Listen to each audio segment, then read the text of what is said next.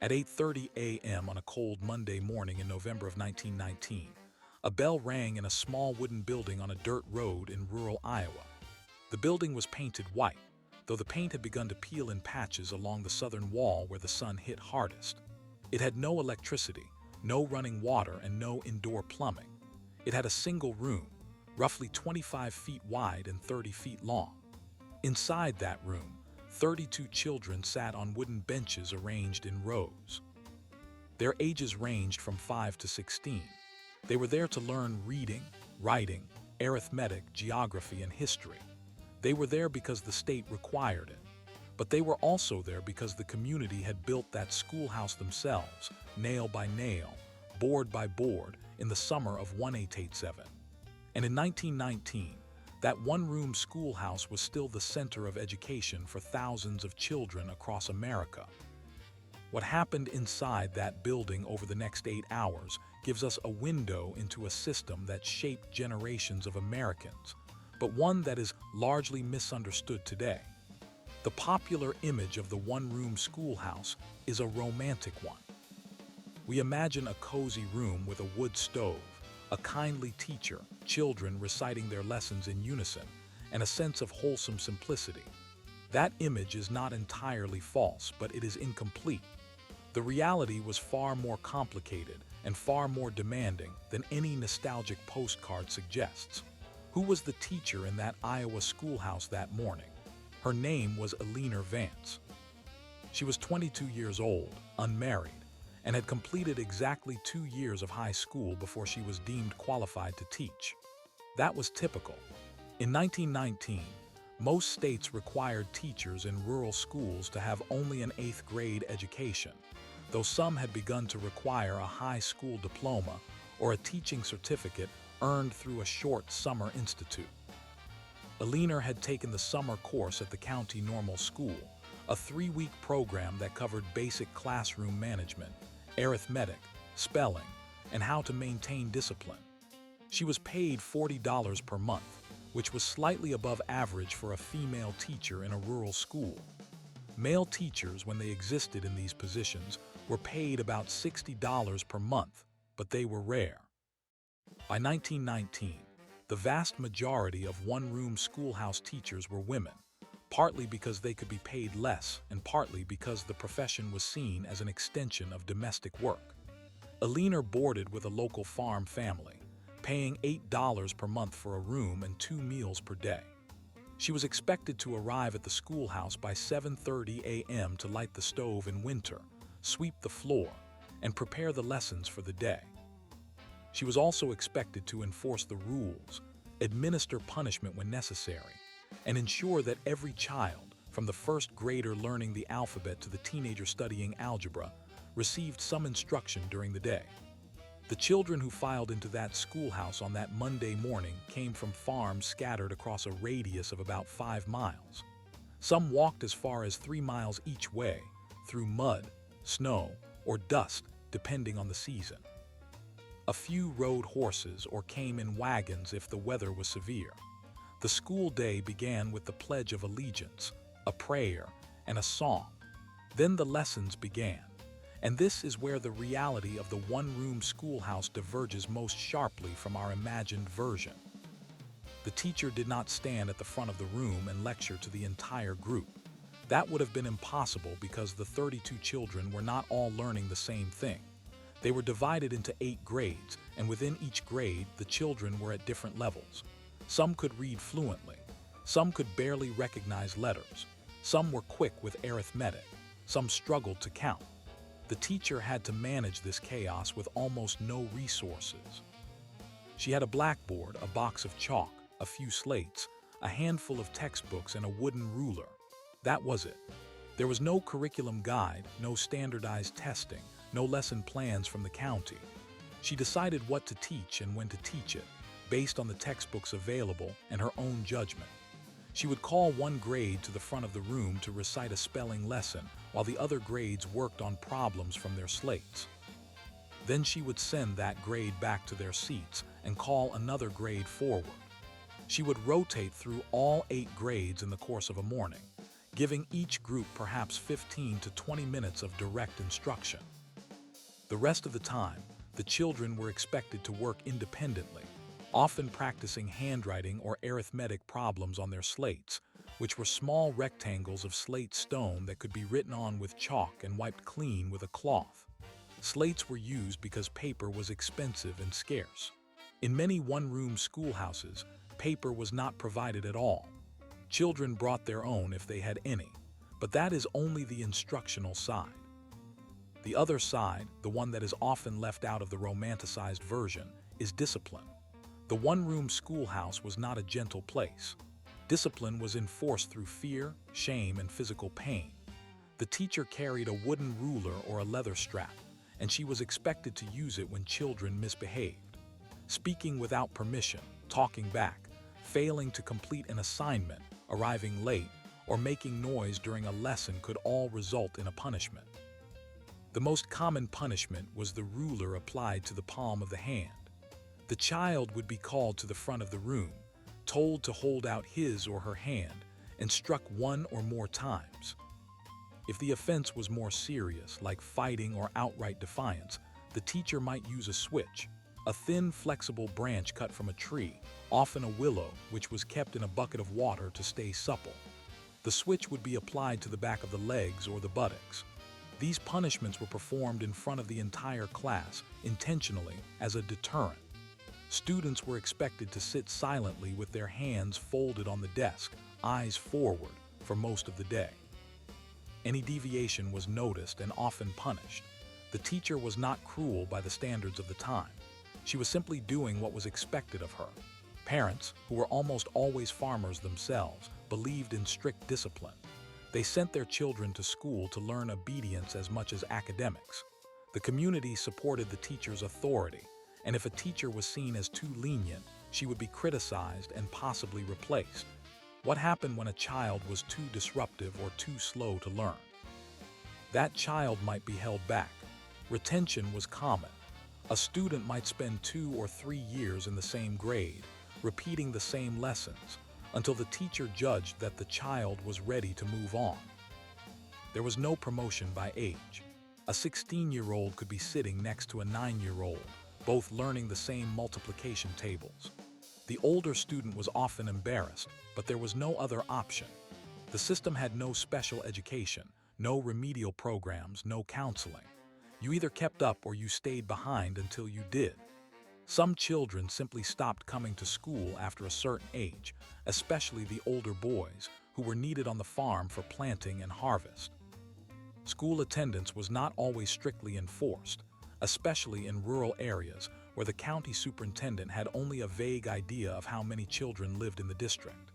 Many children attended school only 3 or 4 months out of the year, usually in the winter when farm work was light. In the spring and fall, the schoolhouse might be half empty. In summer, it was closed entirely because the building was too hot and the children were needed in the fields. The building itself was a character in this story. The Iowa schoolhouse was typical of thousands across the country. It was heated by a cast-iron wood stove in the center of the room. The stove had a cylindrical body and a circular top, and it was loaded with wood that students had gathered and split themselves as part of their chores. In winter, the stove glowed red and the children nearest to it were uncomfortably hot, while those near the walls shivered. Water was brought in from a well or a pump outside, and everyone drank from the same dipper. There was no toilet. An outhouse stood behind the building, one for boys and one for girls. In winter, the outhouse was bitterly cold and often covered in frost. Children learned to be quick. The roof leaked in several places, and the teacher kept a bucket to catch the drips. The windows were single-pane glass, and in winter, the teacher would stuff rags or newspaper into the cracks to block the wind. The floor was rough wooden planks, and the children's shoes, when they had them, wore grooves into the wood over time. Many children came to school barefoot in warm weather, not because they were poor, but because shoes were reserved for church and special occasions. The textbooks were a problem of their own. In 1919, the most common textbook series in rural schools was the McGuffey Readers, which had been in use since the 1A3s. These readers contained stories, poems, and speeches that emphasized moral lessons, patriotism, and hard work. They were written in formal language that was often difficult for children to understand. The teacher would read aloud, and then the students would read the same passage aloud, one by one, while the others followed along. The goal was memorization and recitation. Students were expected to memorize poems, historical dates, and arithmetic tables. They were tested by standing and reciting from memory in front of the class. This method, known as the recitation method, was the backbone of one-room education. It did not encourage critical thinking or discussion. It encouraged repetition, obedience, and accuracy, and it worked in a narrow sense. Many students from one-room schoolhouses did learn to read, write, and calculate well enough to function in an agricultural society. But the system was not designed to produce thinkers or innovators. It was designed to produce literate, obedient, and hardworking citizens. How did this system function across the entire country? In 1919, there were roughly 200,000 one-room schoolhouses in the United States. They served about 12 million children. The vast majority were in rural areas, but some existed on the edges of towns and in remote mountain communities. The quality of education varied enormously. In some schoolhouses, the teacher was a gifted instructor who inspired her students and found creative ways to manage the chaos. In others, the teacher was barely literate herself, unable to teach beyond the most basic level, and the schoolhouse became little more than a daycare for children who were needed out of the way while their parents worked. Supervision was minimal. The county superintendent, if there was one, might visit once a year, sit in the back of the room for an hour, and then leave. The superintendent's report, if it was written at all, was usually a brief note about the condition of the building and the number of students enrolled. There was no inspection of teaching quality. There was no measurement of student learning. The system was local, informal, and largely unaccountable. And yet, for all its flaws, the one-room schoolhouse performed a vital function. It brought education to children who would otherwise have received none. It was the only school within walking distance, and walking distance was the only option. It was a community institution, built and maintained by the families who used it. The teacher was known personally to every family. She ate meals in their homes, attended their church services, and knew the names of their livestock. The schoolhouse was also the site of community events, spelling bees, holiday pageants, box suppers, and church services. It was the center of the rural neighborhood, a place where people gathered not only to learn but to belong. That sense of belonging was real, and it is part of why the one-room schoolhouse is remembered with affection. But affection and truth are not the same thing. The children who sat in those wooden benches were not all treated equally. Some were favored, some were ignored, some were beaten. Some were humiliated, and many were simply left behind because the teacher did not have the time or the training to help them. What investigators of this system would find if they looked closely is a pattern of neglect masked by nostalgia. The one-room schoolhouse was a product of necessity, not choice. It existed because the country was rural, poor, and spread out. It persisted because the alternatives were more expensive and more distant.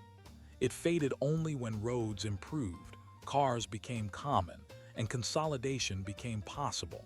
But that fading took decades.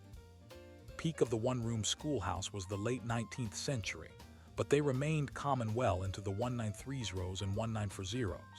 In some states, they lasted into the 195s. One of the last one-room schoolhouses in the United States closed in 1967 in rural Nebraska. For over a century, this was the education that most American children received, and it shaped them. It shaped their values, their knowledge, their expectations of authority, and their sense of community. To understand what that education really was, we have to set aside the postcards and the folk songs. We have to look at the cold mornings, the aching hands, the whispered multiplication tables, the sting of the switch, and the quiet humiliation of a child who could not read while the rest of the class moved on. We have to look at Alina Vance, 22 years old, alone in a room with 32 children, no curriculum, no support, and no one to tell her if she was doing it right or wrong. And we have to ask what it meant for her and for them to be part of a system that was already outdated when it was built, but still managed to endure for generation after generation. The opening segment ends here. The story of the one-room schoolhouse is not a simple one. It is a story of ambition and limitation, of community and isolation, of hope and routine. And it is a story that still echoes in American education today. The debates about local control, about teacher training, about discipline, about the purpose of school itself, all of these debates have roots in the one-room schoolhouse. To understand where we are, we have to understand where we were. And where we were on that cold Monday morning in November of 1919 was a wooden building with a wood stove, a blackboard, a bucket of switches, and 32 children who were about to begin their lessons. At 8:15 in the morning of November 17, 1919, the bell rang at the Hawkeye School in Johnson County, Iowa. It was a handbell, cast iron, and the teacher, Eleanor Vance, rang it from the doorway. The sound carried across the frozen fields. One by one, the children came in. The first to arrive were the older boys who had been up since 4 to finish chores. They stamped their boots on the wooden step to knock off the mud and snow. Their hands were red and chapped from carrying buckets of water and splitting kindling. The younger children followed, some clutching slate boards, others carrying nothing at all. By 8:20, all 32 students were seated. Eleanor closed the door and lit the stove. The room was still cold. The stovepipe had been cleaned the week before, but the draft was weak. The fire caught slowly. At 8:30, Eleanor began the morning routine. She called roll. Each child answered by number. There were no attendance sheets. She kept the names in her head. Only one child was absent, a girl named Helen whose mother had taken ill. Eleanor made a mental note to stop by the farm on her way home. Then she led the class in a prayer. It was a short prayer, the Lord's Prayer, spoken in unison. There was no law requiring prayer in rural Iowa schools in 1919, but no one objected. The county superintendent had never mentioned it. The families expected it. Eleanor did it because it was what the previous teacher had done and what the teacher before that had done. It was tradition, and in a one-room school, tradition was the only curriculum guide she had. At 8:40, the first lesson began. It was arithmetic for the older students, reading for the younger ones. Eleanor wrote number problems on the blackboard. The older students copied them onto their slates. The slates were flat pieces of slate in wooden frames, and the students wrote with a slate pencil, which was a thin rod of soft stone or graphite. The slates could be erased with a damp cloth. Paper was expensive. Slates were reusable. But the sound of slate pencils on slate, a high-pitched scraping noise, filled the room. It was a sound that generations of one-room students knew by heart. Eleanor moved between the rows. She checked the younger children's reading. She listened to each child read a sentence from the McGuffey reader. For the first graders, the text was simple. See the cat is fat. For the third graders, the text was harder. The boy who is honest is trusted by all. The children read slowly, often stumbling over words they had never heard aloud. Eleanor corrected them. She did not explain the meaning of the words. The method did not require it. The method required only that they say the words correctly in order without stopping. By 9, the room was warm enough that Eleanor had to take off her coat. The stove was now glowing.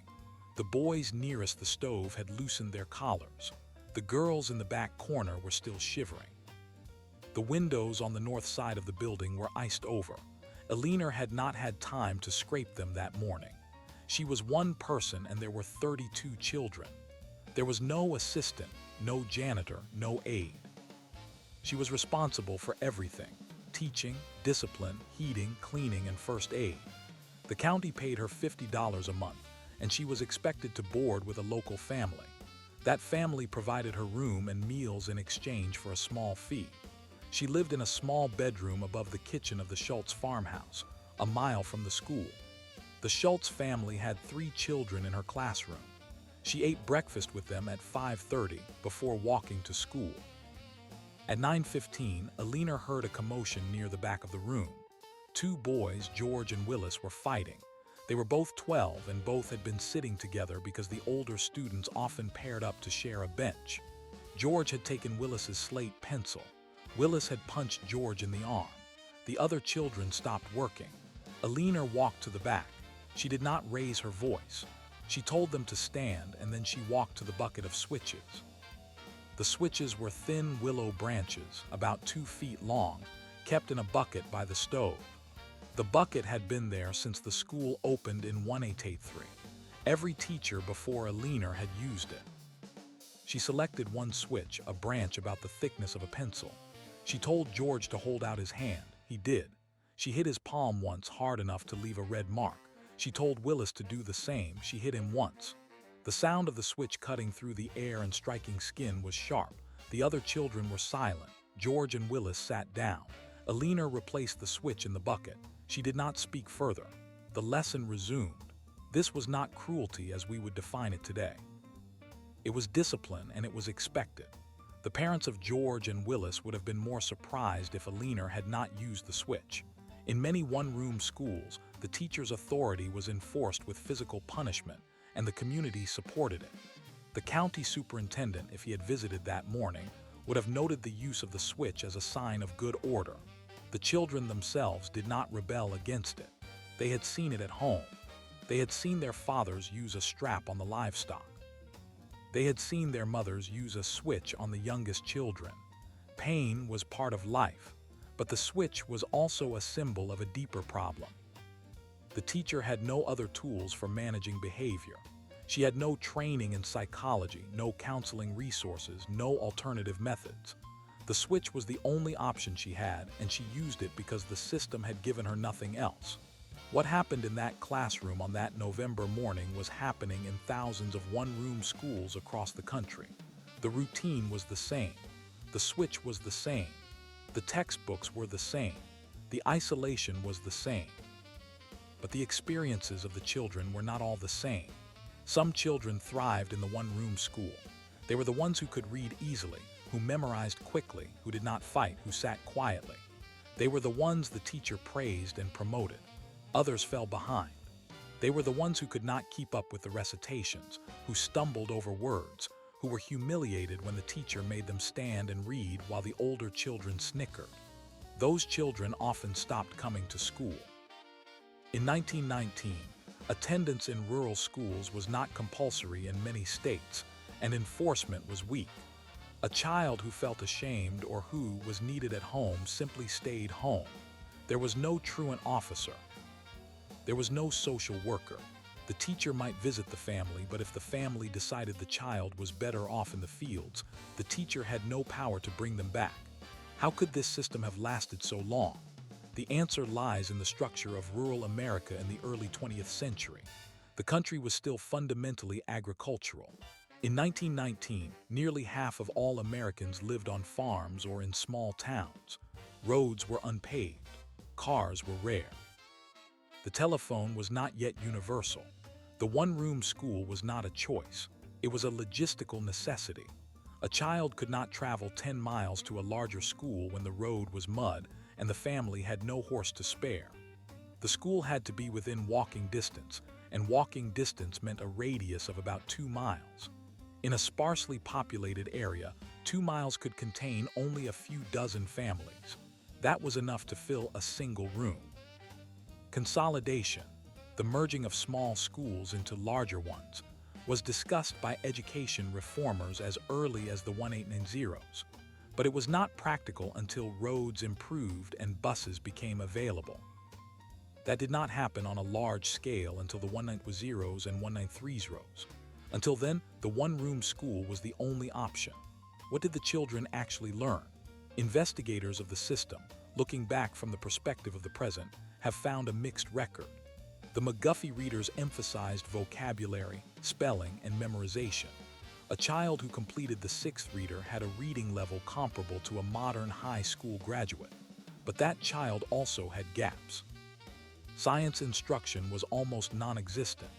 History was taught as a series of patriotic stories, not as a critical discipline.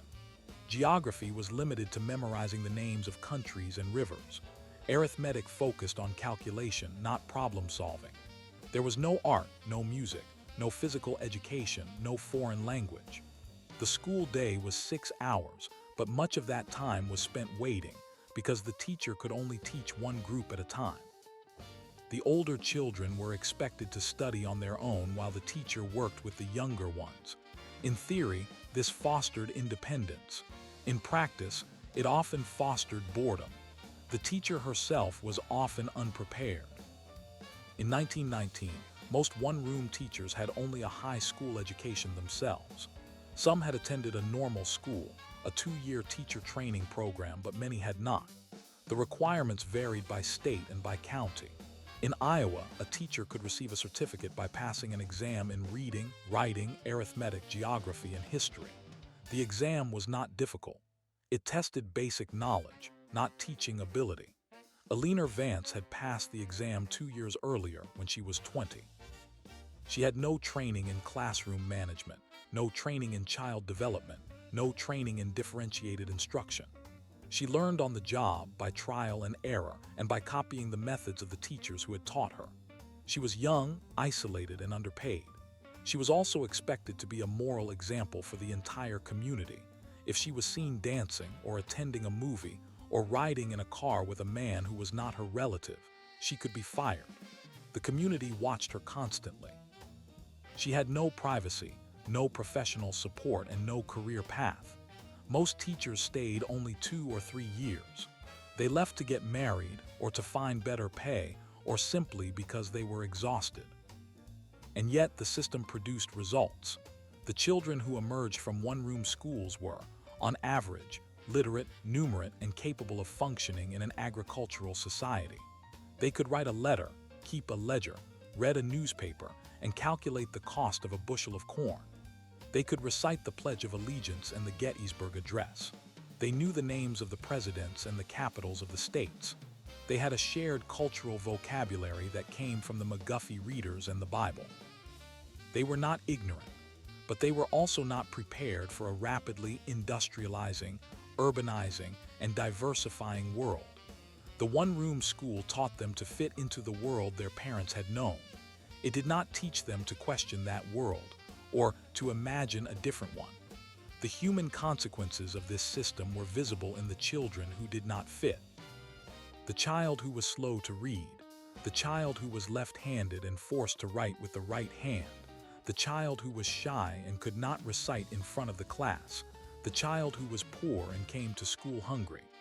Those children were often labeled as dull or lazy. They were seated at the back of the room, ignored, and eventually they stopped coming. The system had no safety net for them. The community did not think of them as victims. It thought of them as part of the natural order. Some children were born to learn and some were born to work in the fields. The school's job was to sort them, and it did so efficiently and without sentiment. But the system also produced moments of genuine learning and connection. Alina Vance on that November morning saw something in one of her older students, a boy named Jacob. Jacob was 14, tall for his age, quiet. He was not a good reciter. He stumbled over words. But Alina had noticed that when she wrote a problem on the blackboard, Jacob would solve it in his head before the others could write it down. He had a gift for numbers. She began giving him extra arithmetic problems, harder ones, from a book she had borrowed from the county library. She let him work at his own pace. She did not tell him he was smart. She simply gave him more work. Jacob did not show emotion, but he began to stay after school to finish the problems. Alina stayed too, grading papers by the light of a kerosene lamp. She did not know if Jacob would ever go to high school. There was no high school within 20 miles, but she gave him what she could. That was the core of the one-room school, the thing that the postcards and the folk songs cannot capture. The personal relationship between a teacher and a student, unmediated by bureaucracy, unfiltered by curriculum, unsupported by resources, but real. It happened in thousands of classrooms every day for generations. What investigators of the one-room schoolhouse find when they look at the records is not a uniform experience. It is a landscape of variation. Some schools were warm and nurturing, led by teachers who were born to teach. Others were cold and cruel, led by teachers who were incompetent or abusive. Most were somewhere in between, a mix of hope and routine, of wood stoves and switches, of slates and silence. The system was not designed for excellence. It was designed for survival. And it survived, not because it was good, but because there was no alternative. The one-room school was a placeholder, a temporary solution that lasted 100 years. It prepared millions of children for a world that was already changing. And when that world changed, the one-room school changed with it slowly, reluctantly, until it finally disappeared. But the questions it raises remain. How do we educate children when resources are scarce? How do we train teachers when the profession is isolated and undervalued? How do we discipline students without tools that humiliate or hurt? How do we know if a child is learning when we have no way to measure it? How do we decide what matters, what to teach, what to leave out? These are not historical questions. They are present questions. They were present in 1919 and they are present today. The one-room schoolhouse is gone, but the dilemmas it embodied have not gone away. They have only grown larger. At 8:50 in the morning on November 11, 1919, the first child arrived at the Elm Creek School, a one-room building in central Kansas. The child was 8 years old. She walked 2 miles through a cold drizzle, carrying a tin lunch pail and a slate wrapped in a cloth. The school stood on a bare patch of land at the intersection of 2 dirt roads. It had no trees, no fence, no playground equipment, only a single outhouse at the back. The building was painted white, but the paint was peeling. The windows were tall and narrow, letting in as much light as possible, but the glass was cracked in 2 places and had been patched with paper. The front door stuck when the wood swelled in the damp. The child pushed it open. Inside, the room smelled of wood smoke, damp wool, and chalk dust. By 8:45, 12 children had arrived. The school had an official enrollment of 23, but only 12 came that day. Some were sick, some were needed at home to help with chores, and some had simply stopped coming. Attendance was not strictly enforced. The state had a truancy law, but it was rarely applied in rural areas. A child missed a week, then a month, then a season. The teacher, a young woman named Margaret, would mark the child absent in the register and move on. There was no one to call, no one to investigate. The law required children to attend school for at least 12 weeks a year, but that requirement was almost impossible to monitor. Parents determined the schedule. The school was a service, not a sentence. Margaret had been teaching at Elm Creek for 2 years. She had a second-class teaching certificate from the county superintendent, which meant she had passed an exam in arithmetic, grammar, geography, history, and teaching methods. The exam had been written, not observed. No one had watched her teach. No one had evaluated her classroom. She was responsible for every child in that room, every subject, every hour of the 6-hour day. She was also responsible for lighting the stove, cleaning the floor, hauling water from the well, and disciplining any student who disrupted the class. The school board, composed of 3 local farmers, paid her $40 a month.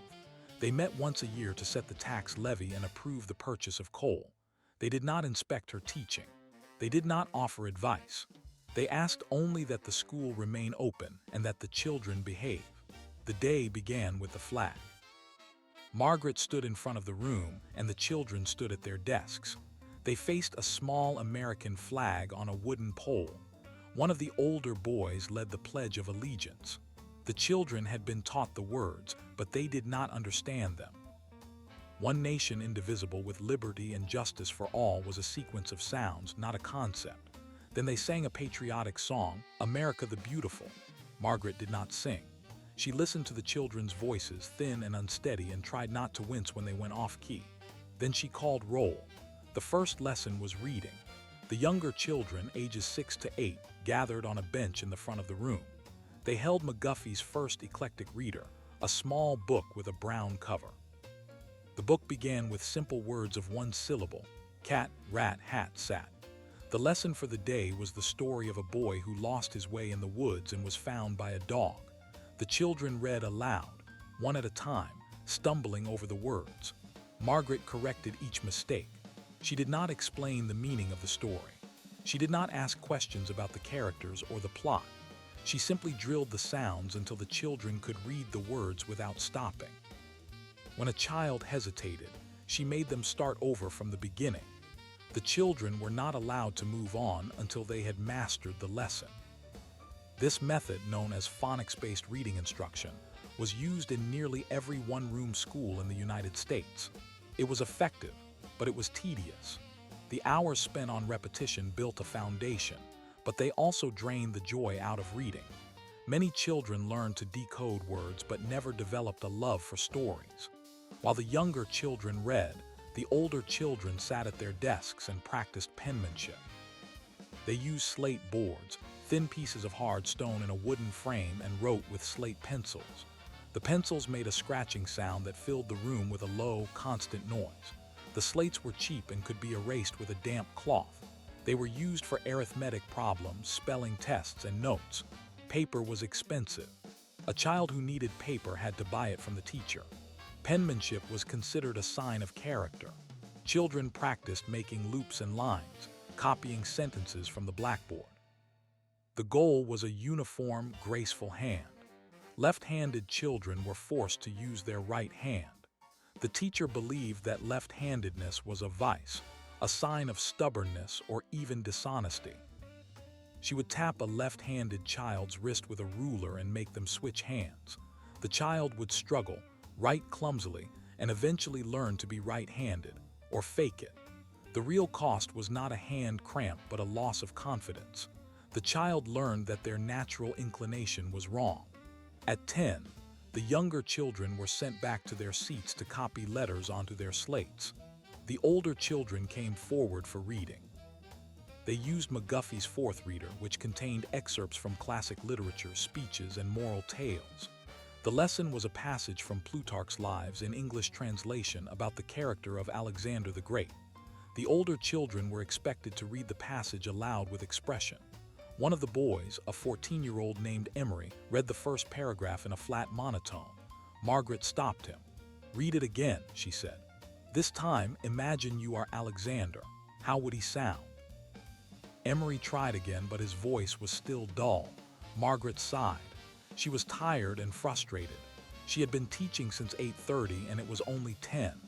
The stove was smoking again. Two of the younger children were whispering. The floor needed sweeping. She made Emery read the passage a third time and then a fourth until he stumbled over the word conquest. She corrected him and he repeated the word. She told him to sit down and write the word 10 times on his slate. He obeyed without argument. The switch, a thin rod of hickory wood, sat on Margaret's desk. She used it rarely, but she kept it visible. The children knew it was there. The switch was a symbol of authority, a reminder that the teacher had the power to inflict pain.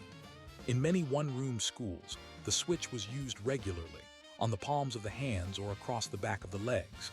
The county superintendent had given Margaret a pamphlet on discipline that recommended the switch for willful disobedience, lying, quarreling, and profanity.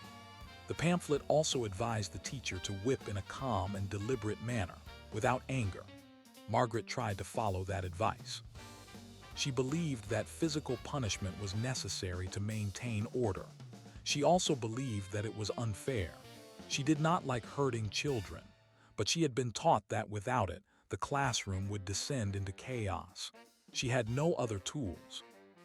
There was no guidance counselor, no parent volunteer, no principal.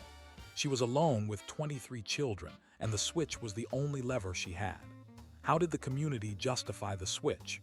Investigators who studied rural education in the early 20th century found that physical punishment was widely accepted. Most parents used it at home. They expected teachers to use it at school. A teacher who did not punish was seen as weak. A teacher who punished too much was seen as harsh but rarely fired. The switch was part of the system. It was not questioned. When children cried, the other children watched in silence. They learned that pain was the price of failure. They learned to avoid it by hiding mistakes, by memorizing their lessons, by staying quiet. The switch taught them to obey, not to think. At 11, arithmetic class began. The younger children counted on their fingers. The older children worked on fractions and long division. Margaret wrote problems on the blackboard.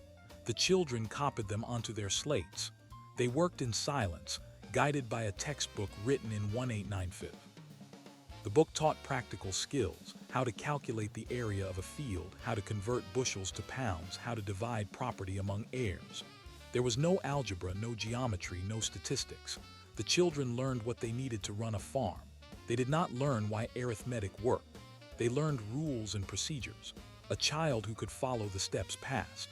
A child who could not fall behind. The teacher did not diagnose the problem.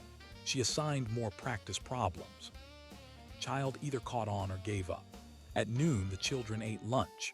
They brought their own food: bread, cold potatoes, pickles, sometimes a piece of meat. Some had nothing. Margaret shared her own lunch with those children, but she did not make a show of it. She knew that poverty was a private matter. The children ate at their desks or outside if the weather was good. The boys played a game called prisoner's base, a form of tag. The girls jumped rope. The games were unsupervised. The children organized themselves. Fights broke out occasionally. A boy with a black eye was told to wash his face and come inside. The afternoon session was for recitation and examination. The teacher called each child to the front of the room to recite a memorized poem or to answer questions from the previous day's lesson. This was the public display of learning. The child stood alone in front of the class and performed. The class listened or did not listen. The teacher graded the recitation on accuracy, posture, and confidence. A child who stuttered was embarrassed. A child who forgot the words had to sit down and try again the next day. Recitation was a test of nerves, not of knowledge. But it was the only test the school had. There were no written examinations until the end of the term. The teacher judged progress by watching the child speak. At 2, the school day ended. The younger children left first. The older children stayed to clean. They swept the floor, emptied the stove's ash pan, straightened the desks, and filled the wood box. Margaret dismissed them at 2:30. She stayed until 4, grading papers and planning the next day's lessons. She wrote on a single sheet of paper using both sides. She lit a kerosene lamp as the light faded. When she was done, she walked home to her boarding house, a room in a farmer's house a mile away. She ate supper with the family, then retired to her room. She read by lamplight, a book about teaching methods that she had borrowed from the county library. She fell asleep with the book open on her chest. What did the children learn that day? They learned the sounds of letters. They learned the names of foreign places. They learned to solve problems with numbers. They learned to recite in front of a crowd. They learned to obey authority. They learned that mistakes led to embarrassment and sometimes to pain. They learned that school was a place of rules and repetition. Some of them learned to love it. Most of them learned to endure it. And when the day ended, they walked home, helped with chores, ate supper, and slept. Then they did it again the next day and the next until the end of the term. Investigators who studied the one-room schoolhouse in the years after its decline found that its legacy was complicated. The children who graduated from these schools were not illiterate. They could read and write and calculate. They knew their history and their geography, but they were not prepared for a world that required critical thinking, creativity, or collaboration. They were trained for a society that was already passing away. The one-room school was a reflection of its time and place. It was not designed to produce innovators. It was designed to produce citizens who could follow instructions, pay taxes, and obey the law. And in that sense, it succeeded. But it succeeded at a cost. The cost was paid by the children who did not fit, who could not learn by memorization, who needed encouragement instead of punishment, who dreamed of something more than the farm. Those children were left behind. The school did not save them. It sorted them and dismissed them. And Alina Vance, the teacher in our earlier scene, she kept teaching. She saw Jacob succeed. He passed the arithmetic exam and went to high school, the first from his family. He became a bookkeeper in the county seat. He wrote to Alina once a year until she died. The letter he sent in 1935 said, "Thank you for the extra problems." That was all. It was enough. But the one-room schoolhouse was not built to last. On the 15th of September 1910, the superintendent of schools in Winnebago County, Illinois, received a letter from the State Board of Education. It contained a directive to begin consolidating rural schools. The letter cited poor attendance, inadequate facilities, and a lack of qualified teachers. The superintendent read the letter twice. He knew what it meant. He would have to close the one-room schools that dotted the countryside. He would have to transport children to a central building. He would have to hire more teachers, build a larger school, and convince parents that their children belonged there, not at home. What prompted that directive? The answer lay in a series of surveys conducted between 1900 and 1900. Investigators from the United States Bureau of Education visited hundreds of one-room schools across the Midwest and the South. They measured attendance rates. They tested students. They inspected buildings. Their findings were grim. The average attendance in rural schools was less than 60%. The buildings were often drafty, poorly lit, and unsanitary. The teachers were young, inexperienced, and poorly paid. The curriculum was narrow. The results were predictable. Rural students lagged behind their urban counterparts by 2 to 3 grade levels. In some districts, a child who had completed 6 years of schooling could barely read a newspaper. The investigators also documented the physical conditions. In a typical schoolhouse, the ceiling was low, the windows were small, and the light was poor. Children strained their eyes to read. The desks were often homemade, too large for small children, and bolted to the floor. There was no blackboard in many schools. Instead, the teacher used a piece of wood painted black. Chalk was rationed. Paper was scarce. Slates were reused until they were scratched beyond use. The textbooks were outdated. Some schools still used readers published in the 1870s. A child in 1910 might be reading about the Civil War as if it had just ended, using words like rebs and yanks, learning nothing of the world that was already forming around them. The children were not to blame. They walked miles to school, often through mud and snow. They brought their own lunch or went without. They sat on hard benches for 6 hours a day. They were taught by teachers who had sometimes only a few months of training themselves. The classroom was a place of survival, not enrichment. Yet many children loved their teachers. Many learned to read. Many went on to become farmers, shopkeepers, and a few became bookkeepers like Jacob. But for every success, there were failures that went unrecognized. A child who could not keep up was simply left behind. The teacher had no time for remediation. The curriculum moved forward whether the child understood or not. The consolidation movement faced fierce opposition. Farmers did not want to lose their local school. The school was the center of the community. It hosted church services, political meetings, elections, and social events. To close the school was to dissolve the community. Parents also feared losing control over their children's education. They worried about the long walk to the central school. They worried about the influence of city children. In some counties, the consolidation plan was rejected 3 or 4 times before it passed. In other counties, it never passed at all. The battle over consolidation raged for decades. In the 1910s, some states passed laws that forced small districts to merge. Other states left the decision to local voters. The result was a patchwork of schools that lasted until the 1960s. Even when consolidation succeeded, the transition was rough. Children who had never ridden a bus were now loaded into a vehicle that might be a converted truck with wooden benches. The bus ride could last an hour each way. The central school, often a 2-story building with grades 1 through 12, was intimidating. The teachers were strangers. The rules were stricter. The curriculum was standardized. The child who had been the star of the one-room school might suddenly feel average or below average. Competition replaced collaboration. Some children thrived. Many did not. The one-room school system failed because it was underfunded and underregulated. Local property taxes paid for schools, and poor districts had little to spend. The state government provided minimal oversight. Teacher certification was weak. There was no standard curriculum. The system was not designed to ensure educational quality.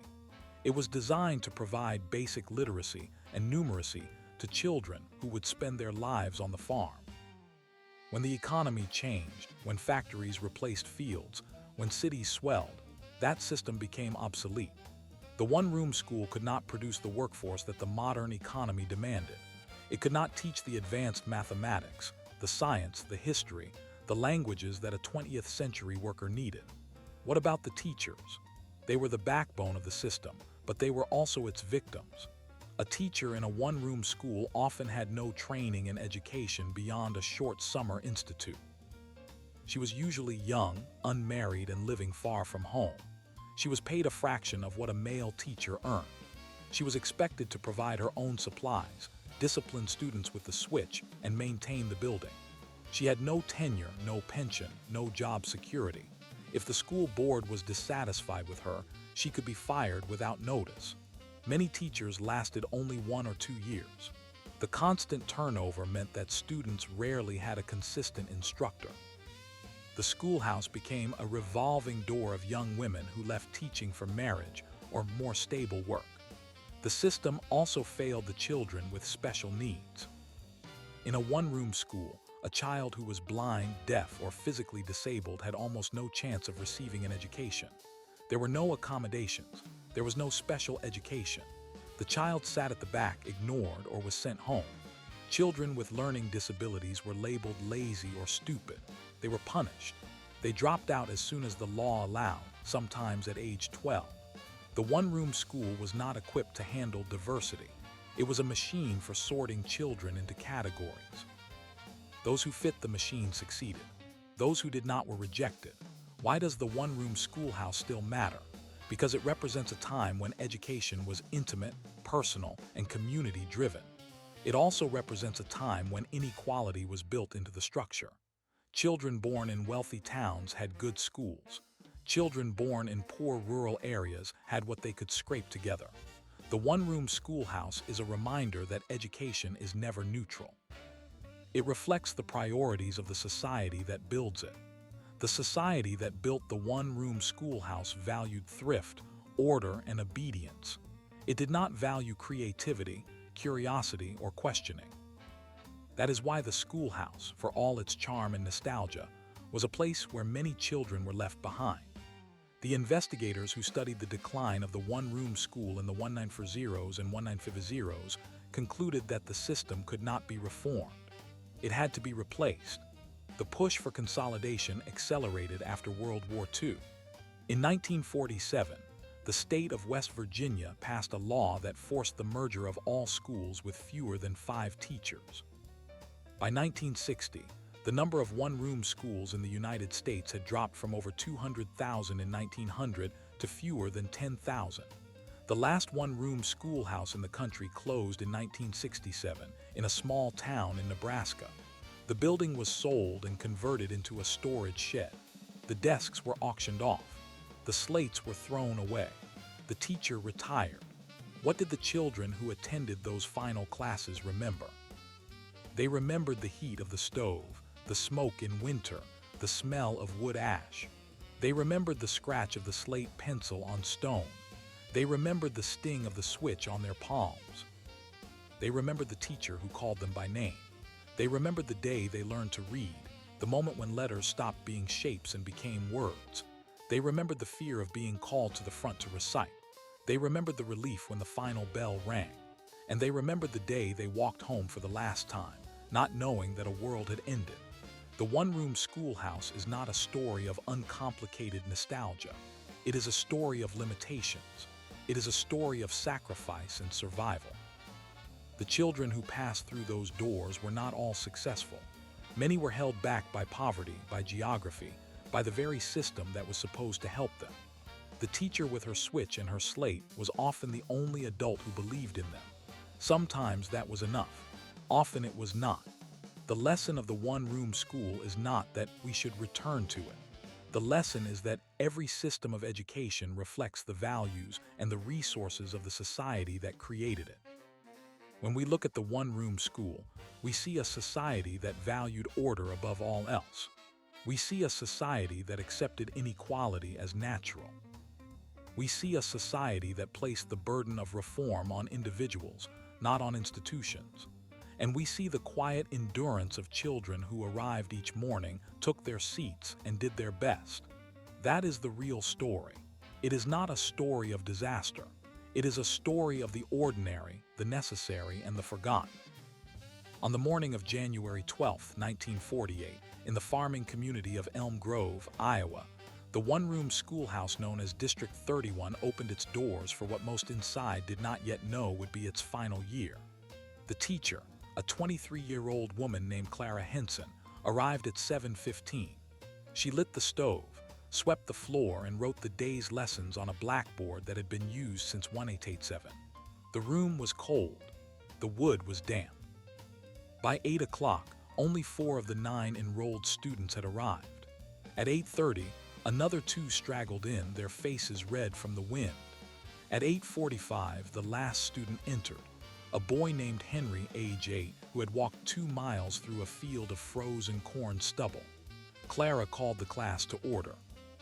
She began with the Pledge of Allegiance, then the morning prayer, then the arithmetic drills for the older students while the younger ones practiced their letters on slates. Everything seemed normal. At 9 o'clock, a car pulled up outside. Clara saw the county superintendent, a man named Harold Bannister, step out. He had not announced his visit. He walked in without knocking, stood at the back of the room, and watched. Clara continued the lesson. The students were nervous. The superintendent took notes. At 10 o'clock, he asked Clara to step outside. He told her that the school board had received a state directive to consolidate all schools with fewer than 10 students. District 31 had 9. The board had decided to close the school at the end of the academic year. Clara asked if there was any appeal. The superintendent said no. He left at 10:15. Clara went back inside. She did not tell the students. She taught the rest of the day as if nothing had changed. What happened in Elm Grove was not unique. Across the United States, similar visits occurred in thousands of districts between 1945 and 1960. The movement to consolidate one-room schools was not a sudden event. It was a calculated, bureaucratic process driven by state education departments, funded by federal grants, and supported by a growing belief that larger schools were more efficient. The efficiency argument was simple. One teacher could not adequately teach 8 grades. The curriculum was thin. The facilities were poor. The outcomes were uneven. But the decision to close a school was rarely based solely on educational quality. It was based on numbers. If enrollment fell below a certain threshold, the state could force a merger. The threshold varied by state, but the result was the same. The smallest schools were eliminated first. How could this have happened to a system that had been the backbone of American education for over a century? The answer lies in the changing definition of what a school was supposed to do.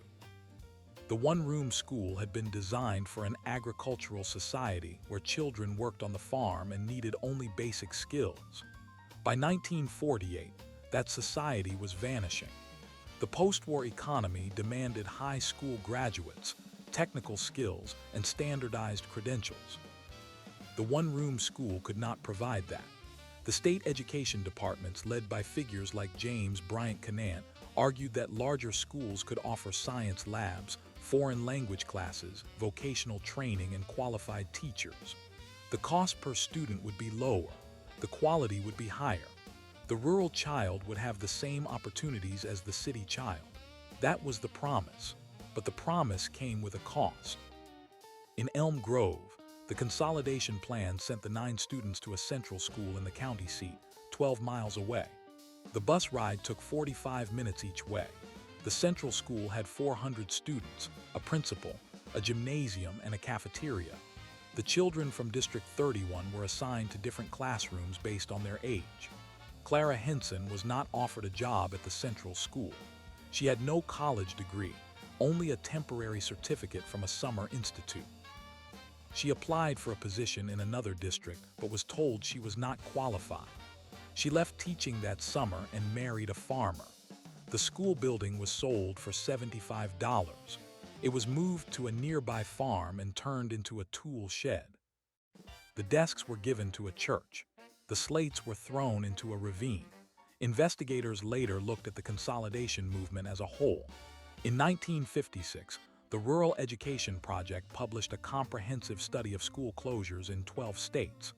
The study found that the children who transferred to central schools performed slightly better on standardized tests, but the improvement was not uniform.